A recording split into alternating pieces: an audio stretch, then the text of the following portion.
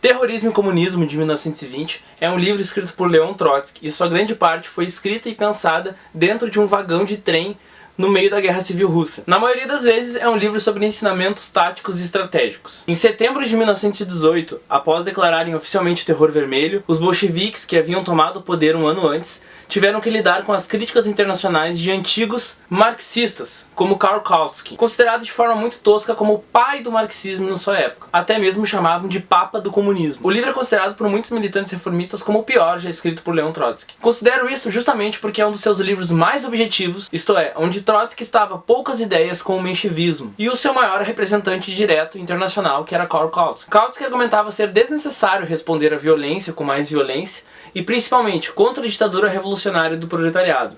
A sua ideia era extremamente idealista, ao qual Trotsky respondia: olha, somos trabalhadores, não observadores. Temos que construir com as situações que se colocam diante de nós. O livro também surgiu no momento onde ocorria o segundo Congresso Internacional Comunista.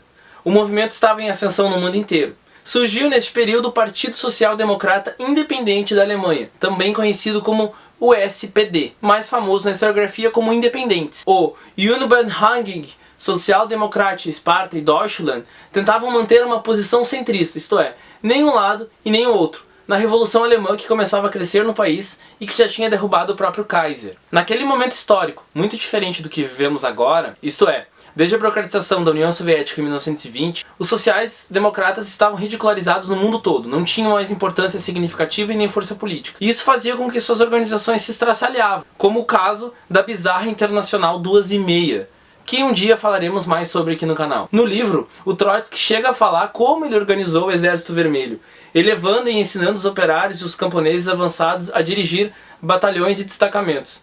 É muito perspicaz a inteligência e a capacidade de agir com disciplina e um pouco de improvisação em um momento em que se lutava contra os principais exércitos do mundo. Isso porque ao menos a Alemanha, Romênia e Polônia estavam em confronto contra os soviets, que até então sequer tinham um exército de forma organizada. Outro ponto que eu destaco bastante nesse livro é que em momento nenhum o Trotsky chega a citar o Lenin. Era tão desnecessário na época pela autoridade em que ele tinha dentro da União Soviética que a sua argumentação bastava. Inclusive para falar de algo que depois vai se tornar muito polêmico, isto é, a Revolução Internacional como base para manter a Revolução Russa. Coisa que alguns anos depois não seria apenas polêmico, mas levaria à sua expulsão do próprio país. Mas a sua principal briga é mesmo com Kautsky. Em determinado momento, o social-democrata austríaco chega a afirmar em um dos seus livros contra os bolcheviques que a natureza humana era violenta por excelência. Utilizava que antigos primatas vegetarianos por vezes comiam pássaros ou insetos. Trotsky justifica essa maneira de entender o terror vermelho na Guerra Civil Russa como uma artimanha escolástica e acadêmica típica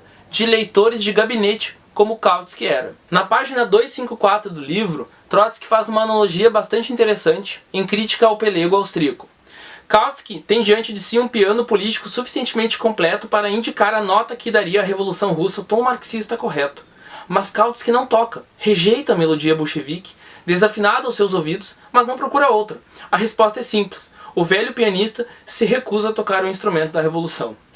Já a Segunda Internacional, fundada em 14 de julho de 1889, com a presença de Engels, ainda vivo e bastante ativo, formou militantes muito importantes como Rosa Luxemburgo.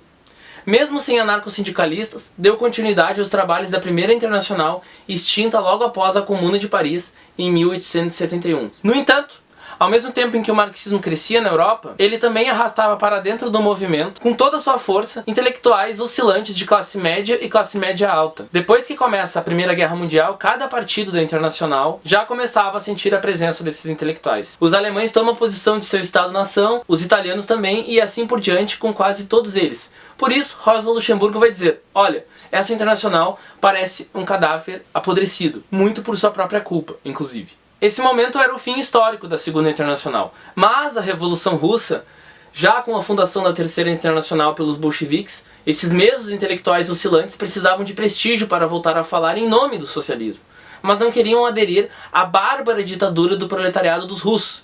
Queriam uma revolução mais light, mais doce. Aí, em 1920, refundam a droga da Segunda Internacional, que vai ser muito influenciada de novo pelo tal do austro-marxismo, muito liderado por Kautsky e Adler. Os caras tinham se mantido neutros durante toda a Primeira Guerra Mundial, os trabalhadores virando suco nas trincheiras, e eles achavam, na volta da paz, que poderiam ditar novamente como os proletários deveriam ser respeitosos de novo com seus governos, sendo que ninguém era tão responsável pelo fim da Primeira Guerra Mundial quanto os próprios bolcheviques. Uma curiosidade histórica é que essa Segunda Internacional, a 2,5 que eu falei anteriormente, que na época era uma piada de péssimo gosto, vai ser a mãe da Internacional Socialista que hoje participa o PDT. Ingresso desde 1989. Isso mesmo, o PDT aqui do Brasil, Partido Democrático Trabalhista. No livro em questão, o autor, Trotsky, também ataca Friedrich Adler, filho de Viktor Adler, fundador da social-democracia na Áustria. O Friedrich Adler não capitulou em favor da guerra como grande parte dos seus compatriotas, mas é acusado por Trotsky de ser um completo cético. Não acreditava na capacidade de intervenção das massas por sua própria capacidade política e tomou a burríssima posição de entrar num restaurante para matar o primeiro-ministro austríaco com 3 tiros. Outro ataque muito comum feito aos bolcheviques nesse momento sobre a liberdade de imprensa. Também ganha a resposta de Trotsky a Kautsky, onde Trotsky argumenta: a imprensa não é o instrumento de uma sociedade abstrata, mas de 2 campos irreconciliáveis que lutam de armas na mão. Aqui se coloca em evidência 2 perspectivas diferentes, dentro do, vamos chamar assim, mesmo movimento. Kautsky coloca a democracia como um direito universal, enquanto Trotsky questiona: devemos deixar que nossos inimigos peguem dinheiro para imprimir jornais falando contra o poder soviético? Enquanto o país é invadido por uma dezena de países estrangeiros e falta pão e água? É óbvio que a crítica feita pelo próprio Trotsky, anos depois ao atacar o stalinismo, coloca numa situação delicada pelo que ele defendeu aqui. Com a diferença, no entanto, de que naquele momento o poder soviético servia para salvaguardar as condições de vida dos próprios trabalhadores russos, e não para salvaguardar a sua aristocracia, a sua burocracia. Outra crítica que aparece no livro, e que é bastante comum na literatura social-democrata e até mesmo anarquista, a extinção dos bolcheviques da Assembleia Constituinte.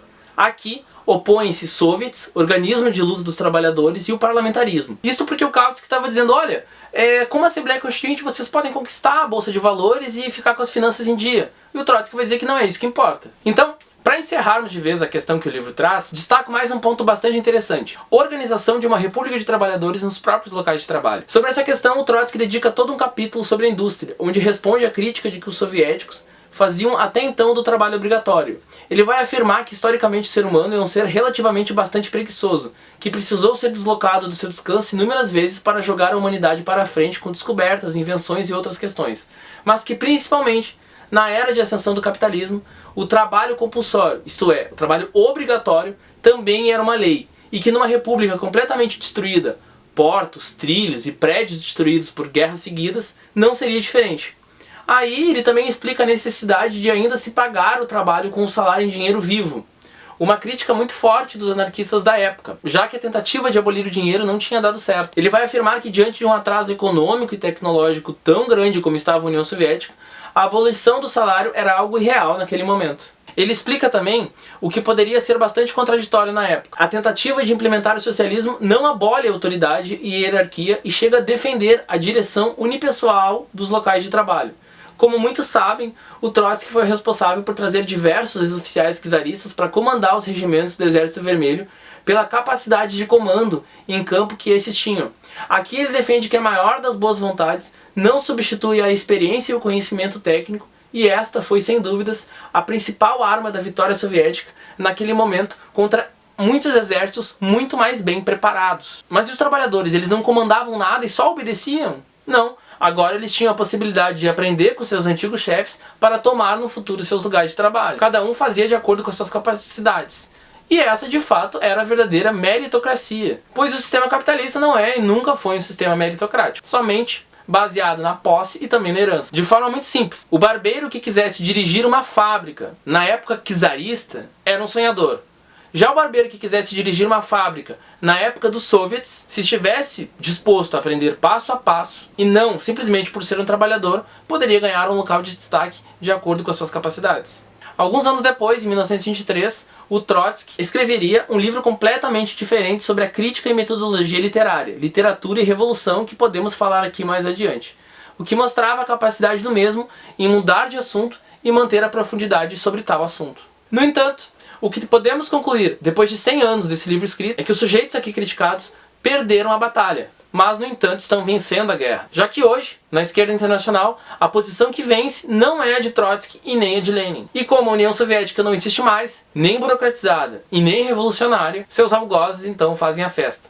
Vale a pena dar uma lida e conferir todo esse registro histórico, que ainda é uma parte importante da nossa luta política atual. E também para pelo menos entender uma parte do que aconteceu nesses últimos anos.